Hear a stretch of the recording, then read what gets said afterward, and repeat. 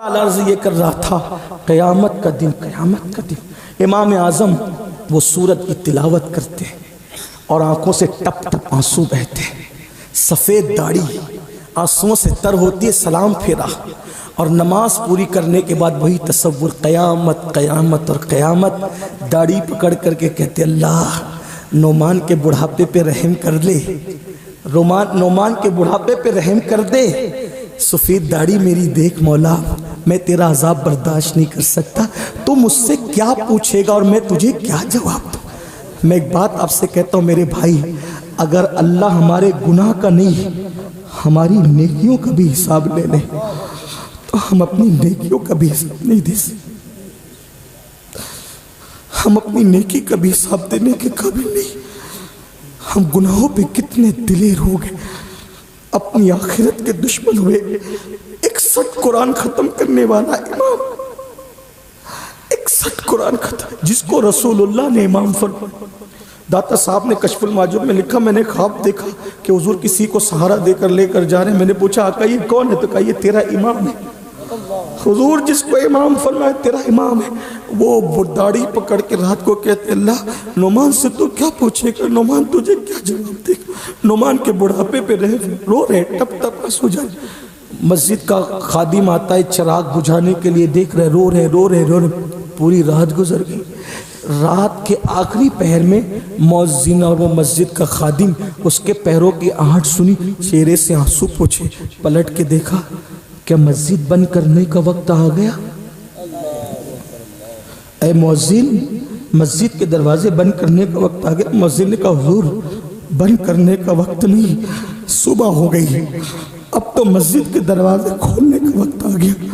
کہا ہاں حضرت میں بار بار آتا رہا، آپ روتے تھے میں واپس چلا جاتا تھا، آپ روتے تھے واپس چلا جاتا، میرے اور آپ جیسا آدمی ہوتا سینہ پھر چوڑا ہوتا، مطلب میرے مؤذن نے مجھے روتے ہوئے دیکھ لیا۔ کتنا انسان آج کا گوار اور مکار ہے، نیکی کرتا ہے تو دکھا کے اور گناہ کرتا ہے تو چھپا کے۔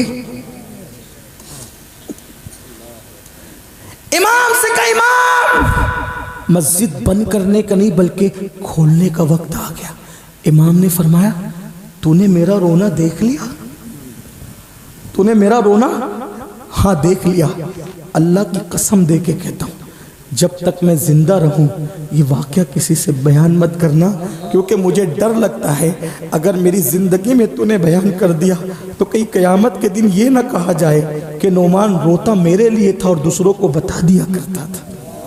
یہ اللہ والے تھے، تب تک ہم بادشاہ تھے۔ آخری بات، بس آخری بات، گناہوں سے چھٹکارا پانا ہے۔ ایک تصور کرو اللہ دیکھ رہا ہے، اگر اس تصور کے ساتھ ایک گناہ چھوڑ دیا زندگی میں، ایک گناہ اس کا فائدہ کیا ہے؟ بس اسی پہ بات مکمل۔ اللہ دیکھ رہا ہے، ایک گناہ چھوڑ دیا۔ ایک حدیث ہے، علامہ ابن الجوزی کا تذکرہ ہمارے بھائی علامہ غفران صاحب بڑے خوبصورت پیرائے میں کر رہے تھے۔ علامہ ابن الجوزی نے اپنی کتاب میں لکھا، اور بھی لوگوں نے لکھا، یہ حدیث بڑی مشہور ہے، اس کے راوی عبداللہ ابن عمر ہے۔ عبداللہ ابن عمر کہتے ہیں یہ واقعہ رسول اللہ کو اتنا پسند تھا، حضور کی پسند کا واقعہ بیان کر رہا ہوں۔ ایک بات اختتام پر، اب پوری تقریر یاد رہے نہ یاد رہے، یہ ایک بات یاد رکھنا، اس کو سن کر یاد کر کے جانا۔ عبداللہ ابن عمر کہتے ہیں حضور کو یہ واقعہ اتنا پسند تھا کہ حضور سے میں نے چھوٹی عمر کے باوجود کم سے کم 7 مرتبہ سنا، کم و بیش 7، یعنی حضور سے بچپنے میں 7 بار، تو بڑی عمر کے صحابہ نے کتنا سنا ہوگا۔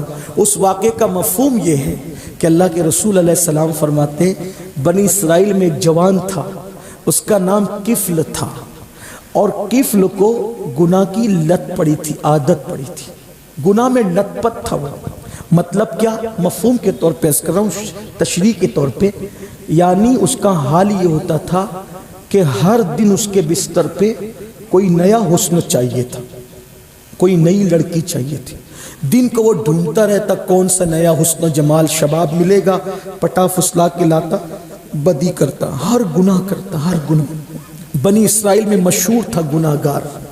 ایک مرتبہ اس نے دیکھا ایک خوبصورت لڑکی آ رہی ہے اور اس کو کچھ پیسوں کی ضرورت ہے، وہ محلے کے لوگوں سے مانگ رہی ہے، مجھے کچھ قرض دے دو، پیسہ دے دو، قرض دے دو، کوئی دیتا نہیں، کوئی مدد نہیں کرتا۔ کفل نے سوچا آج یہ مجبور ہے، لوگوں سے قرضہ مانگ رہی، نہیں دے رہے، آج میں اس کی مجبوری کا فائدہ اٹھاؤں گا۔ اتنی بات یاد رکھنا، تھوڑا سا اس پہ میرا تھوڑا تبصرہ سن لیں۔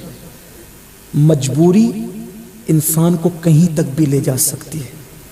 سنیو مسلمانوں، آج تم یہ رونا روتے ہو نا جلسوں میں، کانفرنسوں میں، لڑکیاں بھاگ رہی ہے، بھاگ رہی ہے، بھاگ رہی ہے، بڑی معذرت کے ساتھ ذمہ دار ہم ہیں۔ ہم کسی بیٹی کو بھاگنے کا شوق نہیں ہے، ہم نے بچیوں کو مجبور کیا ہے۔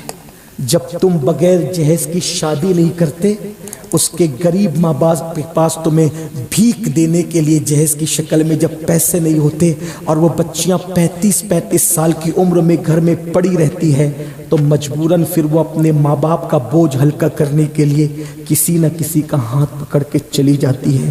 کتنے ظالم ہو گئے تم، کتنے ظالم ہو گئے۔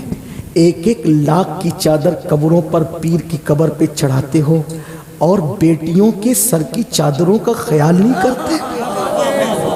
میرے پیر کو 1 لاکھ کی چادر ریا کے طور پہ چڑھانے کی ضرورت نہیں ہے۔ میرا پیر اگر واقعی اللہ کو راضی کر چکا ہے تو اس کی قبر جنت کے باغوں میں سے ایک باغ ہے، اس سے بہتر لباس خدا نے اس کو عطا کر دیا۔ میں چادر چڑھانے کے لیے منع نہیں کر رہا ہوں، میں موروثی سنی الحمدللہ اور فکر رضا کا ہر لمحہ پابند ہوں، لیکن اتنا ضرور کہتا ہوں کہ چادر 1 لاکھ کی چڑھانے کی بجائے 100 روپے کی چڑھا دے، اور وہ 90,000 اور مزید 900 جو روپیے تیرے پاس بچ گئے ہیں، اس سے کسی غریب کی بیٹی کی شادی کا جہیز کا انتظام اپنے پیر کے نام پہ کر دے۔ اس 1 لاکھ کی چادر سے تیرا پیر جتنا خوش نہیں ہوگا، اس غریب کے سر کے بوجھ کو ہلکا کرنے کی وجہ سے خوش ہوگا۔ واللہ ہمارے ولیوں کو نہ ہماری گھاگھر کی ضرورت، نہ ہماری چادر کی ضرورت، نہ ہمارے گنبد کی ضرورت، نہ ہمارے مینار کی ضرورت۔ یہ تو ہماری عقیدتوں کا اظہار ہے جو کرتے ہیں، کرتے رہیں گے۔ لیکن آپ سے کہنا چاہتا ہوں، ان لوگوں کے دل میں تو رسول اللہ کی امت کا درد اتنا تھا۔ آپ کو پتہ ہے ولیوں کا درد؟ محبوب الہی اس وقت 200 روپے کے حساب سے محبوب الہی کے لنگر کا خرچہ تھا۔ بادشاہ نے سنا 200 روپے یہ خرچہ کرتے ہیں لنگر پہ، تو اپنے سپاہیوں کو کہا محمد احمد کے پاس، نظام الدین کے پاس تم جاتے ہو، اس کو چڑھاتے ہو نذرانے دے دے کر، اور وہ خرچہ کر کے لوگوں کو کھلاتے ہیں، اور وہ اپنی بھیڑ اکٹھا کرتے ہیں۔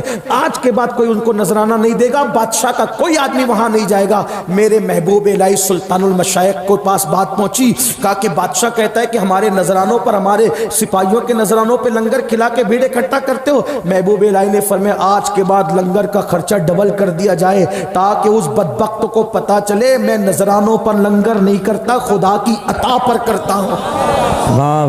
اور جب لنگر آپ کے سامنے جب سب کو کھلا کر آخری میں محبوب الہی کے آگے لا کے رکھا جاتا، تو لنگر دیکھ کر کے روتے، اور رو کے کہتے لے جاؤ، ہو سکتا ہے جمنا کے کنارے کوئی بھوکا انسان پڑا ہوگا، اگر وہ بھوکا پڑا اور میں نے کھا لیا تو قیامت میں اپنے نانا کو منہ کیا دکھاؤں گا؟ نظام الدین، میری امت کا کوئی فرد بھوکا جمنا کے کنارے پڑا تھا اور تو پیٹ بھر کے سو گیا تھا، جاؤ ڈھونڈ لو، ہو سکتا ہے کوئی مل جائے تو اس کو کھلا دو۔ ان کے دلوں میں تو امت کا اتنا درد ہے، رسول اللہ کی امت کا۔ اگر تم ان حضور کی امت کے لیے کام کرو گے، ان کے لیے اسکولیں بناؤ گے، کالجز بناؤ گے، ہاسپٹلس بناؤ گے، آپ کو کہتا ہوں اپنے پیر کے نام پر اگر 10 لڑکوں کی فیس بھرنے کا ذمہ آپ لے لیں اسکول کی، اور غریبوں کے حوالے سے ان کو تعلیم یافتہ کرو، تو پھر کتنا بڑا کام ہوگا۔ یہ اللہ والے ہماری سوچ والے نہیں تھے، ان کی سوچ بڑی اعلیٰ تھی۔ یہ اپنے لیے نہیں میرے بھائی، وہ اوروں کے لیے، قوم کے لیے جیتے تھے۔ میرے آقا نے فرمایا جو بندہ صبح اس حال میں کرے کہ میری امت کی بھلائی کا منصوبہ نہ بنائے فلیس منا، وہ میری سوسائٹی کا ممبر نہیں ہے۔ اوروں کے لیے جینا سیکھو اور رسومات سے نکل کر حقائق کی طرف بہت رسموں میں ڈوب گئے، حقیقتوں کی طرف آؤ، حقائق کی طرف آؤ۔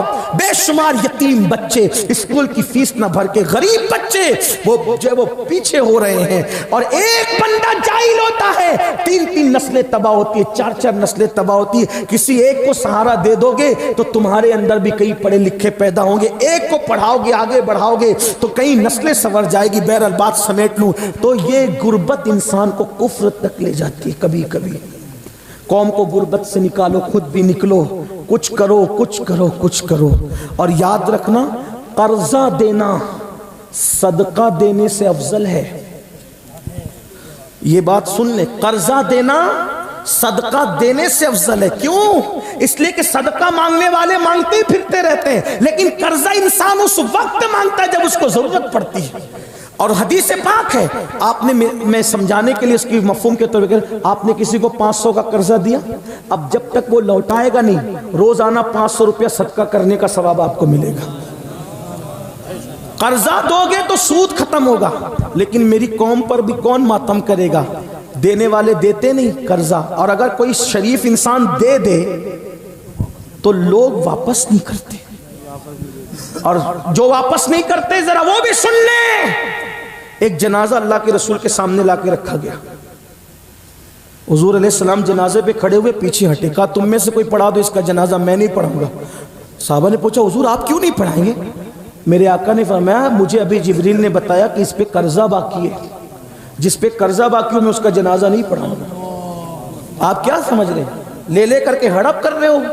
مسلمانوں کا حال تو یہی ہے نا کہ ان کو دے کر تو دیکھو، داڑیاں بھی خوبصورت ہے، ٹوپیاں بھی خوبصورت ہے، کپڑے ہی بڑے اچھے ہیں، لیکن لین دین کے معاملے میں کیا حالات ہے ذرا دیکھو۔ اللہ کے رسول نے فرمایا اس کے اوپر قرضہ باقی ہے، میں جنازہ نہیں پڑھاؤں گا۔ مولا کائنات آ گئے، یا رسول اللہ کتنا ہے؟ اتنا ہے۔ آقا اتنی رقم پہ یہ آپ کے پڑھانے سے محروم رہے گا؟ حضور آپ گواہ رہیں، اس کا قرضہ میں اپنے سر لیتا ہوں، اس کو سبکدوش کرتا ہوں، آپ اس کا جنازہ پڑھا دیں۔ اور مولا کائنات کی اس وقت معاشی پوزیشن کیا تھی؟ یہ نہ سمجھنا کہ بڑے تاجر تھے، یہ دوسرے کا قرضہ اپنے ذمے لے رہے۔ وہ علی کون؟ جو یہودی کے باغ کو پانی دے کر کے پیسہ کماتے۔ یعنی حالات یہ تھے، 3 دن تک گھر میں چولہا نہیں جلتا، لیکن ایک مسلمان کی خیرخواہی کتنی کہ حضور آپ اس کو اس برکت سے محروم نہ فرمائیں، اس کا قرضہ میں ادا کر دوں گا۔ کہاں تھے ہم لوگ، کہاں چلے گئے؟ تو بہرحال بچیاں جو لوجوں میں بک رہی ہے، بھاگ رہی ہے، یہ یہی ہے کہ ہم کسی کو سپورٹ نہیں کر رہے۔ تو عرض یہ کر رہا تھا، کفل نے دیکھا، یہیں سے چلے تھے اب وہیں ختم کرتے۔ کفل نے دیکھا لڑکی قرضہ مانگ رہی، کسی نے نہیں دیا، انتظار کیا، اے لڑکی کیا ہے؟ کہ مجھے ضرورت ہے کچھ پیسوں کی، میں نے مانگا کسی شریف نے نہیں دیا۔ تو کہا اچھا یہ لے، اس کی جھولی بھر دی۔ مولا علی فرماتے مولا کائنات انسان احسان کا بندہ ہوتا ہے، انسان احسان کا بندہ۔ اس نے اپنے دامن میں پیسے سمیٹے اور تشکر کی نگاہ سے دیکھا، سمجھ گیا کہ تیر نشانے پہ لگا، اے لڑکی میں نے جو تجھے پیسے دیے نا اس کا عوض نہیں مانگتا، بس اتنا کر دے کہ میرے گھر چل کے تھوڑی دیر بیٹھ جا۔ وہ لڑکی جی گئی، ساتھ ہو گئی ساتھ۔ ہاں ایسے ہی بچیاں کسی کے سامنے سرنڈر ہوتی ہیں، جب قوم مدد نہیں کرتی تو یہی حالات ہوتے ہیں۔ بڑی معذرت کے ساتھ ہم اپنی بیٹی کی منگنی پر 5-5 لاکھ روپے خرچ کرتے ہیں، غریبوں کی بچیوں کا کون خیال کرے گا؟ خدا کہاں ہے، کہاں ہے؟ غوث پاک نے ایک دن پوچھا اللہ تو کہاں ہے، میں تجھے کہاں ڈھونڈوں؟ تو الہام ہوتا ہے عبد القادر تو مجھے غریبوں میں تلاش کر، شکستہ دلوں میں تلاش کر، وہی پالے گا۔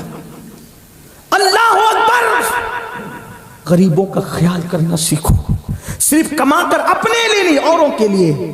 اور میں آج یہ بھی کہنا چاہتا ہوں، ان بڑوں کی محفل میں شادی کے خرچوں پہ تو بات ہوتی ہے، شادی کا خرچہ کم کرو، یہ خرچہ کم کرو، وہ خرچہ کم کرو۔ میں آج رودرپور میں یہ بھی کہہ کے جا رہا ہوں، جلسوں کا خرچہ بھی کم کرو۔ ہاں جلسوں کا خرچہ بھی کم، جہاں نئی ضرورت ہے نا وہاں نہیں کرے۔ میں جاتا ہوں یہاں ایسا نہیں ہوا، ماشاءاللہ علامہ زاہد صاحب دانشور آدمی ہے، نہیں کیا، اچھا کیا۔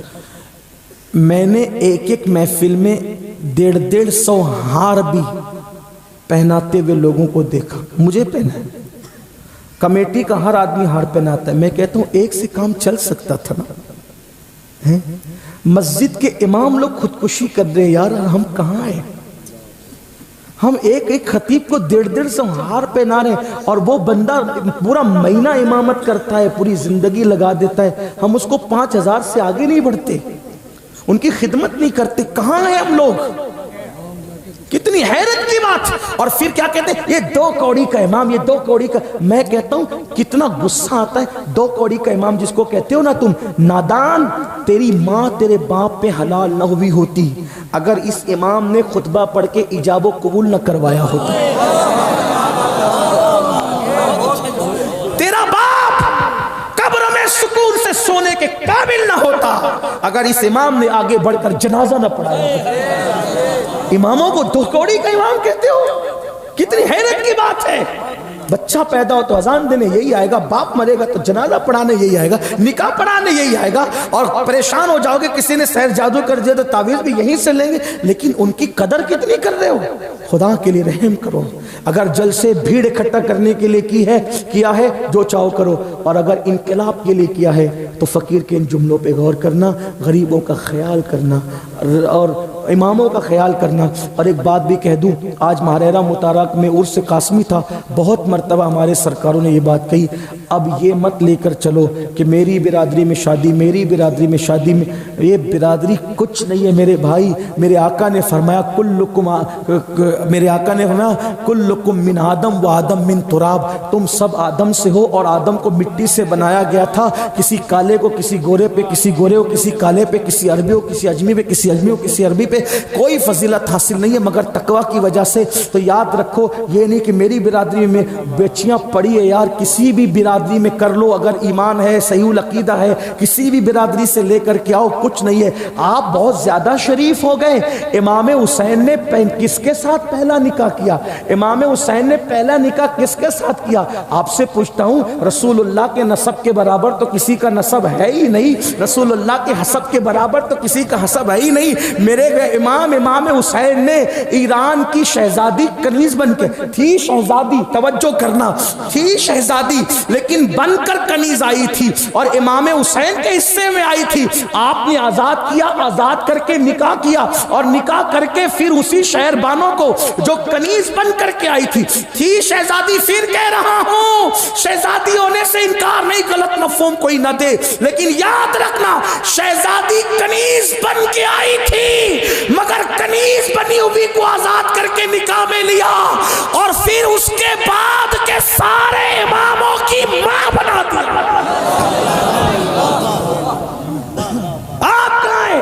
میری برادری, میری برادری. پھر برادری کر رہے تو حال کیا ہو رہا ہے سوچو, خیال کرو. ان اکرمکم عند اللہ اتقاکم. تو بہرحال سینکڑوں باتوں کا رہ کے خیال آتا ہے, لیکن بات اینڈ کو پہنچتی ہے کیا؟ کفل نے کہا, لڑکی میں نے تجھے جو پیسے دیے نا, ایک ہی مطالبہ, میرے گھر چل کے بیٹھ جا میرے ساتھ تھوڑی. وہ احسان کے تلے دب چکی تھی, چلی گئی, بیٹھی تو یہ سب دروازے کھڑکی بند کر کے کھسکنے لگا. جب کھسک کے قریب پہنچا تو وہ لڑکی کا پورا وجود کانپنے لگا. کہا, لڑکی تو کس سے ڈر رہی ہے؟